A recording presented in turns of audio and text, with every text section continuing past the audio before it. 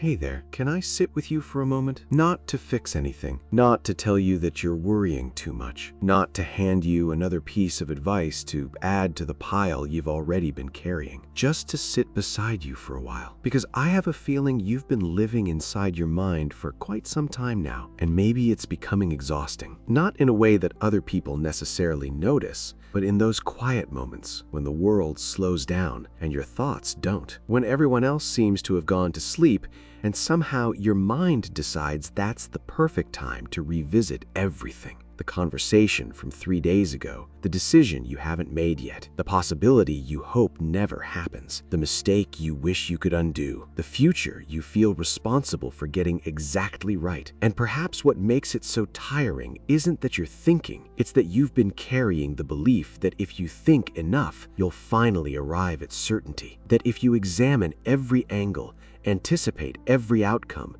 and prepare for every disappointment, maybe you'll be safe. Maybe nothing important will slip through your hands. Maybe nobody will get hurt. Maybe you won't regret anything. And honestly, I understand why you've tried. Because overthinking rarely comes from not caring. Quite the opposite. It often comes from caring deeply, from wanting to be responsible, from wanting to make wise choices, from wanting to avoid causing pain, from wanting life to unfold well. Those are not shameful desires. They're profoundly human ones. But I wonder if you've been asking your mind to carry burdens that were never meant to belong to it. Because there are some things thoughtfulness can do, and there are some things it cannot. It can help you reflect. It can help you learn.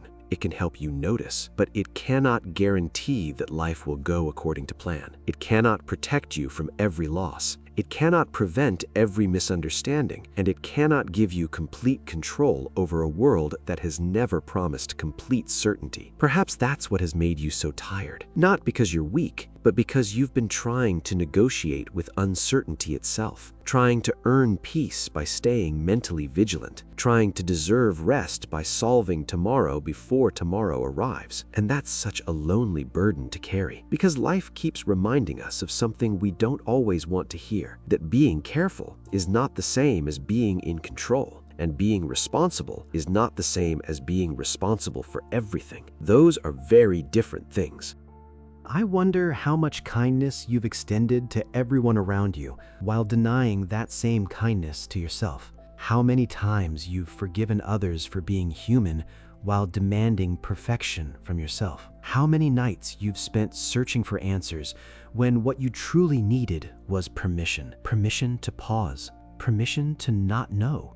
Permission to leave some questions unanswered for now. Because not every uncertainty is a crisis, not every thought is a warning, and not every fear deserves to become a prophecy. Sometimes a thought is just a thought, and sometimes the mind, especially a tired one, speaks with far more urgency than wisdom. You know, I don't think peace comes from finally reaching a place where nothing is uncertain. I don't think such a place exists. I think peace may have something to do with loosening our grip, with accepting that life has always involved unfinished chapters, that no human being has ever loved without risk, or chosen without doubt, or lived without unanswered questions. And somehow, despite all of that, people have continued, not because they became fearless, but because they slowly learned that certainty was never the price of living. Maybe that's something you need to hear tonight. You do not have to earn rest. You do not have to justify putting your thoughts down for a while. You do not have to solve your entire future